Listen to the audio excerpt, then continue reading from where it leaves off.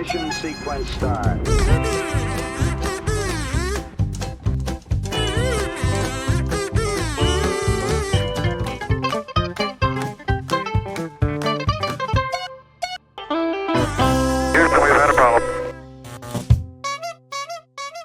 Olá!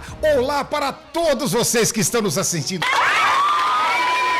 Uma coisa maravilhosa. Hoje nós temos uma grande novidade. O nosso amigo Financinho não pôde vir, mas nós temos uma pessoa maravilhosa. Olha, vocês vão conhecê-la por muito conhecido. Nós vamos falar rapidamente sobre o nosso personagem. O nosso personagem, ele surgiu na década de 60 aqui no Brasil. Ele foi muito consumido até 1979 aqui.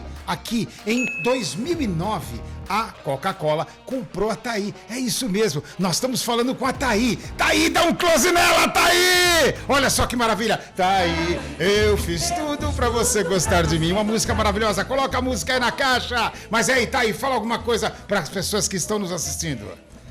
Ele foi o mais consumido, mas agora é a minha vez. Ah, chegou a vez dela. É o Guaraná Thaí, agora com vocês, direto aqui dos estúdios do Finamente, onde a sua mente afina com tudo que há de melhor no mundo da ciência e do conhecimento geral. Olha só, hein, ó, ele tá aqui e mostra pra eles aí, Tayana.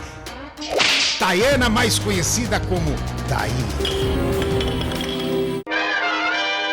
Hoje nós estamos aqui com Cleusa Mangueira Sonevende. Nós vamos iniciar esse Finamente. E Cleusa Mangueira tem 34 anos de cursos de línguas em escolas públicas. Trabalhou durante 34 anos, públicas e privadas, com bilíngue e junto aos jovens do EJA. Ela é diretora financeira há 8 anos no Instituto Humanos para pessoas com deficiência, palestrante, organizadora de eventos, auxiliar administrativa, coordenadora de projetos sociais, revisora de textos técnicos. Meu Deus, tanta coisa. Tradutora de português e inglês-português, examinadora de avaliações escritas do BAC e língua portuguesa e países da América Latina, examinadora do Enem, Saresp, SAEB, Sistema de Avaliação e Educação Básica e Redação, professora de redação técnica para o secretariado, professora universitária da disciplina Psicologia e Desenvolvimento e da Aprendizagem na FINASSE e atualmente para o curso de Pedagogia. Tudo bom, professora Cleusa? Tudo bem. Me conta uma coisa, me fala uma coisa, e esse curso com essa especialidade em psicopedagogia que a senhora está iniciando agora na FINASSE, me conta um pouquinho sobre a psicopedagogia e a importância no mercado. Bom, veja bem, o curso não é de psicopedagogia. O curso é pedagogia, mas é dado uma matéria que se chama Psicologia do Desenvolvimento e da Aprendizagem. Aí é um curso que vai possibilitar, a maior parte, infelizmente ou felizmente, são mulheres, então vai proporcionar a essas alunas o aprendizado da psicologia, que era antigamente psicologia infantil, como trabalhar com as crianças dentro da sala de aula.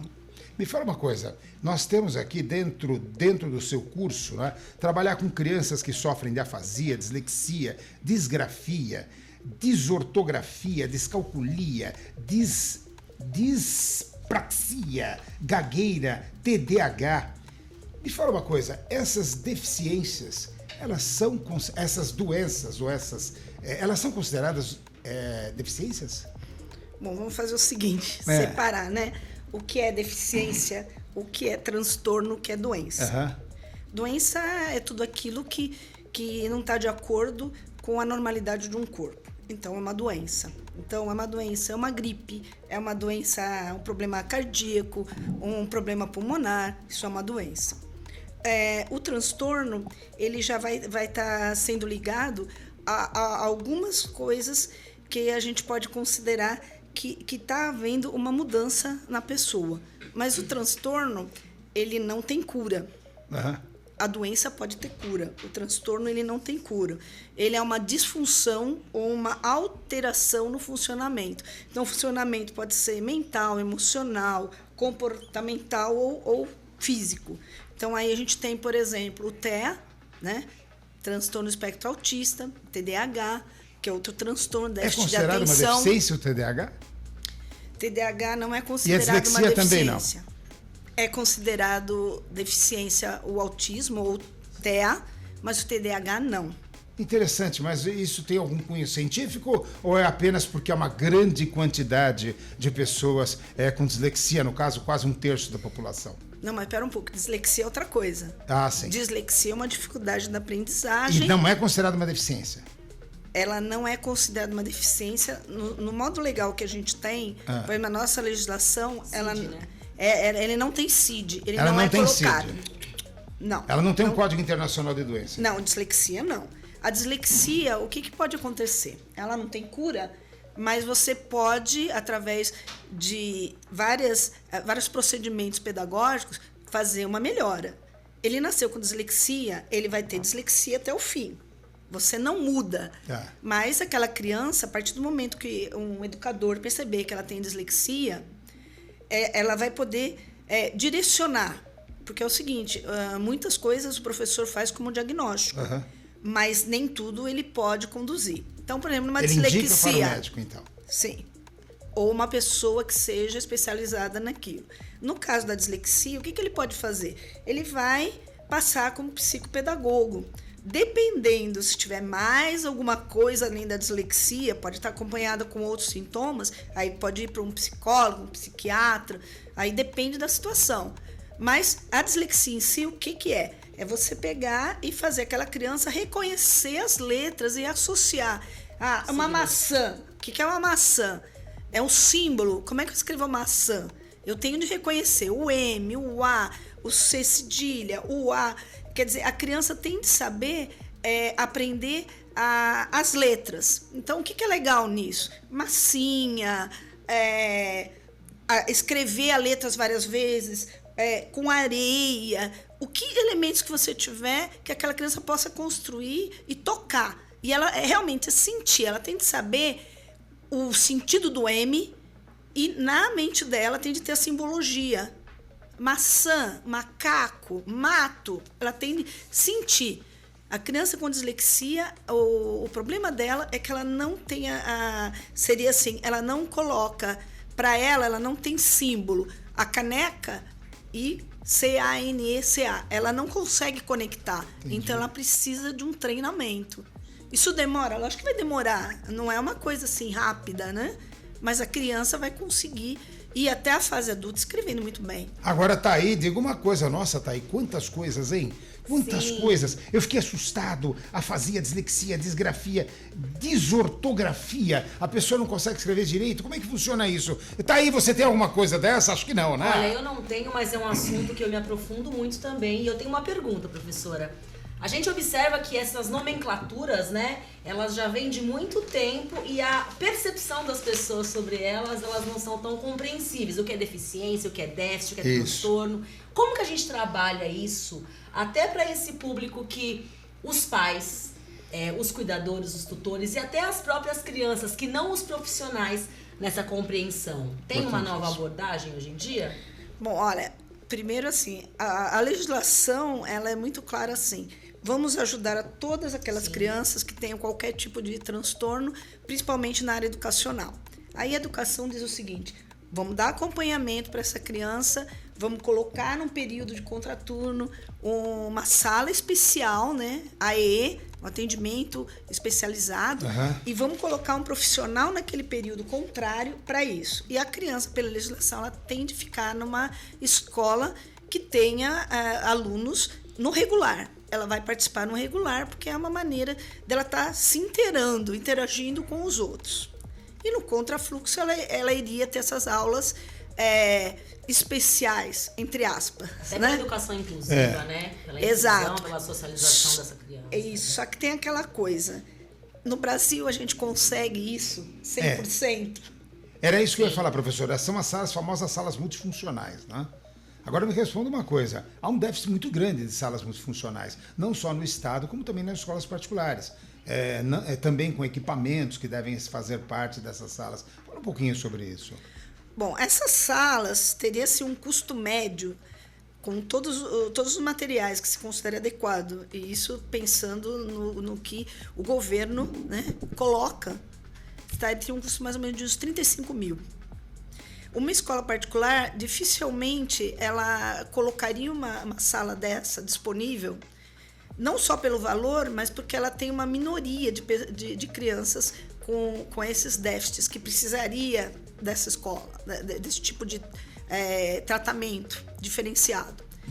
E a outra coisa é o seguinte, a gente nem sempre tem profissionais qualificados no Brasil todo. Sim. Então você tem, assim, no Brasil, em termos de professores, a gente tem o quê? 94,5% mais ou menos de professores da rede privada, particular, estadual e da prefeitura. Você tem um índice muito grande de pessoas não qualificadas para estar ali. Daí vem a importância, inclusive, né, de profissionais como você nessa nova formação, né? Exato. E falando nisso, me fala como é que está sendo a experiência com essas jovens professoras que estão fazendo o curso especificamente aqui na FINASSE. Bom, agora está no início, né? Mas eu acho muito gostoso você dar aula para pessoas que queiram aprender. E a outra coisa é o seguinte, são pessoas voltadas para um público diferenciado, é uma nova maneira de você enxergar, né, essas crianças. Você não tem mais aquela criança bonitinha, que vai ficar quietinha, que tem uma alta disciplina. Esquece tudo isso. Você tem 15, 20, 30, 40 crianças que o profissional ele tem de estar olhando tudo, observando tudo e sendo uma pessoa que tem um pensamento muito forte, principalmente com a parte psicológica. E cada criança que vem, você tem um pai, uma mãe, outros pais, outras mães, outros padrastos, madrastas. Você tem famílias e famílias englobadas naquela criança. É que o importante é estar observando aquela criança, principalmente quando ela está com seus 5 anos até os 8, porque há algumas manifestações. E aí você consegue pegar e ter um diagnóstico o mais adequado possível, mas pelo menos o professor faz a indicação. Porque o diagnóstico quem vai dar é um psicopedagogo, dependendo da situação é um neurologista, um psiquiatra, né? E outra coisa, dependendo da situação, essa criança vai ter de tomar medicamento. Então o professor, no caso da Ritalina, no TDAH, etc. Sim, no caso da Ritalina, quando a pessoa percebe que a criança ela é a famosa elétrica, né? Então ela é terrivelmente elétrica. Não tem concentração, é inteligentíssima. Geralmente eles são inteligentes. Mas para o professor que está na sala, se ele estiver numa sala convencional, ele vai ficar apavorado com aquela criança. E não é assim. Ela tem de observar e passar para outro profissional para que ele faça esse acompanhamento. O remédio também não é dado uma quantidade absurda. E a Ritalina e outros medicamentos, que a Ritalina é mais conhecida, não pode ser algo em exagero, porque senão você pega uma criança que vai dormir na sala de aula. E nem o pai pode medicar por conta própria. Maravilhoso. Só um minutinho que agora a gente vem nos momentos do merchandising. E para fazer o nosso merchandising, me diga uma coisa, minha querida Thaí. Fala uma coisa, Thaí não está pagando nada, hein? Coca-Cola não está pagando nada aqui. Mas olha só, é a nossa querida apresentadora que está aqui nesse momento maravilhoso, substituindo quem? FINASSE! Olha lá, estamos com saudade já de você, meu querido. Mas vamos lá, para você assistir todo esse programa, basta você entrar, todas, já me passaram aqui a informação, olha só que bonito, olha só que maravilha que está aqui comigo, olha só. Todas as sextas-feiras, a partir das 12 horas, você tem um vídeo novo no canal www.finasse.com.br www.finasse.com.br. E fala aí, minha querida Thaí, diga aí para as pessoas que querem aí estar enviando cartas, cartas não é pombo correio, o que vão mandar para você, falando com você, quem pode entrar em contato com você? Também aí pelo site da Finasse, Thaí, no contato? Pelo site da Finasse, pelas nossas redes sociais. E tá aí agora esse novo personagem maravilhoso que tá aí substituindo o Finassinho, pelo menos temporariamente, mas daqui a pouco vão estar os dois sentados aqui representando a Finasse e dando todo esse apoio pro professor Dudu. Obrigado, tá aí. Vamos lá. No Brasil, as dificuldades de aprendizagem são consideradas deficiências. E na legislação, existem benefícios, professora? Esse eu separei, né? Porque é o seguinte... os benefícios são para algumas situações e depende da gravidade, tá? No caso do transtorno espectro autista. Benefícios. Primeiro, ele é reconhecido como uma deficiência desde 2012. O tratamento médico pelo SUS, gratuito. Ele tem de ser incluído na sala de aula, né? Ele tem de participar da educação inclusiva, portanto, ele tem de ter um tratamento diferenciado, né? Que também a gente já falou. E ele tem o direito ao LOAS. Assim que detectado, né, o diagnóstico, essa família tem o direito ao LOAS. O LOAS é uma ajuda de um salário mínimo, tá? Tem isenção de impostos, tem estacionamento preferencial, passe livre em metrô e ônibus, cobertura de plano de saúde. O plano de saúde tem de aceitar. Mas isso está havendo muita guerra aí nesse momento, né? Mas a lei diz que ele tem direito. Mas está tendo muito caso jurídico. Tem sim. E ele também tem assistência jurídica gratuita, tem isenção, no caso, né, na compra de veículos, os familiares. Agora, se ele for uma pessoa com TEA que pode dirigir, ele também tem isenção. A gente anda acompanhando. No caso de veículos, todos os graus de transtorno de espectro autista ou isso está em discussão ainda? Bom, na legislação não se põe os graus, tá? Mas o governo quer colocar os graus. Mas a gente está percebendo, segundo alguns despachantes, né, até conhecidos, que a coisa está diferente. Eles estão querendo que se coloque o grau. É isso mesmo. A senhora vê uma bolha aí, porque estamos falando praticamente, daqui a pouco, 1/3 da população, que os casos diagnosticados de transtorno do espectro autista, especialmente, estão crescendo imensamente. A senhora vê a possibilidade de uma bolha aí, dentro, no caso do benefício de prestação continuada, o BPC? É um risco porque, por exemplo, se a gente pegar uma criança que se reconheça que tem autismo com 2, 3 anos... Vai ter o resto da vida. Vai se pagar o resto da vida. E as pessoas estão vivendo cada vez mais. Então, pode se criar um problema no futuro. E cada vez mais você tem trabalho formal, uma quantidade bem menor. Quem que vai segurar tudo isso? Não, o governo vai ter de algo que está aí que organizar. É um cenário complicado, né, professora? O que ele pode fazer? Agora, é o seguinte, a gente não tem um aumento de casos. Não, tem diagnósticos. É que antes não havia diagnóstico. Isso é muito importante. Hoje se tem diagnóstico. Pessoal, isso é muito importante, você que está assistindo, tá? Ninguém está vendo, houve um aumento. Não houve nada. Tem as teorias da conspiração que dizem, são os alimentos que estamos consumindo, não tem nada a ver isso. É que antigamente não havia o diagnóstico correto, né, Thaí? Sim, na verdade, no mundo da educação, a gente observa que tem muitos mais relatos de crianças diagnosticadas, né? Há, por acaso, alguma coisa que contribui com esse aumento, tecnologia talvez, ou alguma coisa social que possa ter levado a isso, um aumento de número de crianças diagnosticadas com esses transtornos? Boa pergunta. Olha, a gente observa, né, principalmente na parte de literatura, que está muito ligado à genética. Mas a gente não tem confirmações científicas que pegam e comprovem. Realmente é isso. Sim. Mas se acredita que seja genética e que talvez esteja ligada ao gene masculino. Sim. Principalmente pessoas, né, do sexo masculino que tenham crianças assim com idade acima de 50 anos. Mas não é algo assim, é certo, tá correto, tá lá, é verdade? Não, ainda não. E há também alguns relatos de pessoas adultas, né? Também. Alguns, por exemplo, pessoas famosas que eu Sim. tenho visto, que já grandes, já adultos, formados, com família, enfim, que foram diagnosticados com essa... E que tiveram comportamento, sofreram praticamente durante a vida toda. Sem se identificar. A gente tem um problema sério na educação, que é o seguinte, quando o professor falou da dislexia, em mais de 30 anos aí de magistério, quantas crianças não passaram por todas as redes e no Brasil nós nem sabíamos da existência dessa dificuldade de aprendizagem. A senhora mesmo, no início da sua carreira. Né? Eram reprovadas. A senhora mesmo, né? Como eu falei, no início da sua carreira eram reprovadas. Nós não sabíamos nem o que era isso. Ele via espelhado, a criança não prestava atenção em nada. Não, exatamente. As pessoas consideravam essas crianças como distraídas, sem atenção, indisciplinadas, exato. Então, assim, isso não é só no Brasil, vários países aconteceu isso. Só que eu digo o seguinte, aqui no nosso país, até a psicopedagogia, ela ainda tá correndo um risco porque ela ainda não, ela existe, mas ela não é reconhecida. Então ela tá entre a educação e a saúde.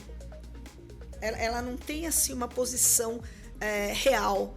O reconhecimento dela está sendo muito difícil. E é uma ciência que está dentro da pedagogia e dentro da psicologia. Ó, que interessante, estamos falando com a psicopedagoga Cleusa Mangueira. A senhora vem de professora também e agora do curso de pedagogia aqui da FINASSE, né? Eu já perguntei, olha, ser professor hoje não é fácil, hein, professora? Porque tem uma variedade enorme, tem que ter um conhecimento de diagnósticos, conhecimento para encaminhamento médico, etc. Ou seja, hoje está se tornando científica a coisa, né? Sim, sim. É que as pessoas são cada vez mais diferentes. Mais diversas, Você né? tem uma tecnologia aí que muitas vezes uma mãe, né, vai lá, vou dar uma olhadinha lá na internet, vou lá, e ela começa a fazer autos diagnósticos, coisas do tipo, e não é por aí. O que a senhora recomenda para as mães? Isso é importante para as mães. Aí você que está em casa, de repente começa a perceber um comportamento não tão convencional. O que é que a senhora recomenda? Olha, a primeira coisa, quem tem mais do que um filho, jamais comparar. Cada criança é uma criança. Toda criança é diferente. E todo desenvolvimento de uma criança é diferente do outro. Tá? Tanto como mãe quanto como professor. Elas são diferentes. Cada uma tem o seu ritmo. Tá? Só que o que acontece? A gente percebe, por exemplo, exclusivamente nas crianças com TEA, há comportamentos muito semelhantes. Então, elas se afastam do grupo, elas não se socializam com facilidade, são crianças organizadas em alguns aspectos, em outros não. Às vezes, elas são extremamente conhecedoras de assuntos que ninguém se interessa, mas que é o universo dela, né? Então, ela tem aquele autoconhecimento. Então, tem uma criança lá que é louca por dinossauros. Então, tudo que você falar com ela sobre dinossauro, ela sabe de tudo. A outra sobre futebol. E assim vai se diversificando. Que é o hiperfoco. Então, cada criança pode fazer isso. Mas, por exemplo, pode ser uma criança que não tem a TEA e tem um conhecimento específico em algo. Então, pode se confundir. E como também a gente não pode exigir... Ou um gosto, né? Ela gosta simplesmente daquilo. Você não pode exigir que toda criança seja falante. Ou que toda criança goste de ficar com todas as crianças. Senão eu fico limitando o meu universo. Né? E outra, a gente tem crianças tímidas. Não necessariamente a timidez quer dizer que ela tem TEA. Isso era uma pergunta que eu queria fazer, inclusive, professora. Talvez, assim, existe muito aquele negócio. O meu filho, ele é menos comunicativo, ele não tem tantos amiguinhos, ele já tem algum problema. Né? A gente percebe que talvez muitas pessoas rotulam as crianças. Como que é isso? Não, elas rotulam mesmo. Elas rotulam, não tem como. O ser humano faz isso, ele rotula e, infelizmente, a gente tem lá de pequeno, já iniciar a respeitar o outro. E um trabalho com os pais também, né? Sim, o pai também. Porque o pai tem uma dificuldade de aceitar quando ele tem qualquer diagnóstico, de qualquer tipo de transtorno. E assim, tanto os transtornos quanto as dificuldades de aprendizagem, nenhuma tem cura. E eu imagino que isso seja hoje uma temática bem explorada dentro das reuniões dos responsáveis. Exato. Né? Elas não têm cura. O que a gente tem é o quê? Melhorar. Só isso. Ela melhora, ela vai através de ou físio, dependendo da situação, fisioterapia, psicólogo, psiquiatra, neuro. Todo esse universo trabalhando em conjunto vai assim, ajudar aquela criança ou aquele adolescente, se for, né, se souber mais tarde, a ter assim, a possibilidade de fazer tudo sem ficar dependendo. Mas autonomia, né? Autonomia, o importante de vida. O importante está aí é que aqui na FINASSE as pessoas que fizerem os cursos aí que é, no caso de pedagogia, já saem com essa formação, com esse comprometimento, com essa análise, podendo dar, eu diria, uma melhor qualidade de vida para esses pais, indicando, ou seja, aqueles professores com consciência, aqueles professores que vão cobrar a administração da escola por uma sala multifuncional melhor, com equipamentos, etc., para poder integrar essas crianças à sociedade também. Né? Uma habilidade muito procurada no mercado. Não são todos os professores. Vocês aí, ó, vocês aí, momento merchan de novo. Vocês aí, venham visitar. Primeiro entre no site www.finace.com.br. Todas as sextas-feiras, um novo Finamente para você afinar a sua mente em todo o conhecimento de ciência e conhecimento geral que você precisa. E também estão convidados para conhecer o campus da Finace. Você vai adorar. Tá aí, mais alguma coisa, tá aí? Não, professora, eu acho que eu gostaria de fazer um adendo. Eu tenho formação em pedagogia e eu acho que essa abordagem que eu não tive lá atrás é muito rica. É muito rica. Acho que esses novos olhares, né, para a educação, para essas crianças, e não são todos os locais que a gente encontra a possibilidade de ter uma abordagem diferenciada. Então, parabéns pelo seu trabalho, parabéns aí pela sua trajetória, pelo seu estudo, e é isso.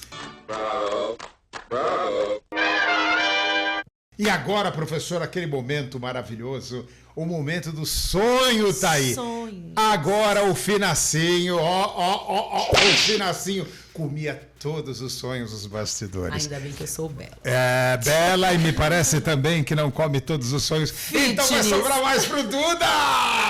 Olha lá, vamos lá, professor, eu vou servir um sonho. Se você não quiser comer, deixa de lado que eu como o seu depois. Olha que louco. Vamos lá. Então vamos lá, professora. Esse momento do sonho, primeiro para a Thaí, Thaí. Eu não dava pro Finacinho, ele mesmo se servia.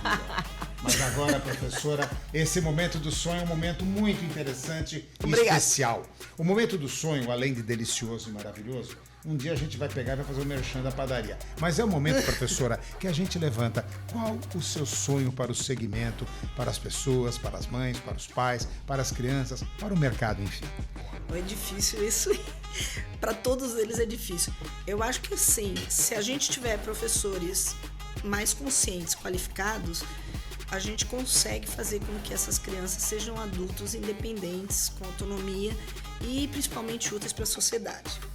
Quanto aos pais, olha, muita paciência, porque o pai se choca com as situações. 75% dos pais abandonam as mães, né, professora? Sim. Interessante. E há casos que chega a 86%, dependendo 86% dos pais abandonam as mulheres. Uau.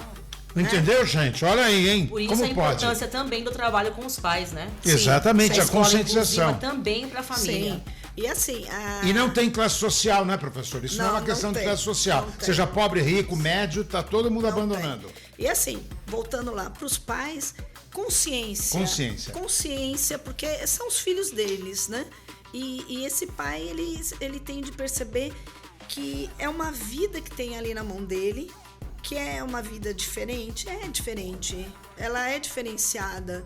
Agora, eu vou tirando aí de um filme legal que eu passei para as minhas alunas, toda criança é especial.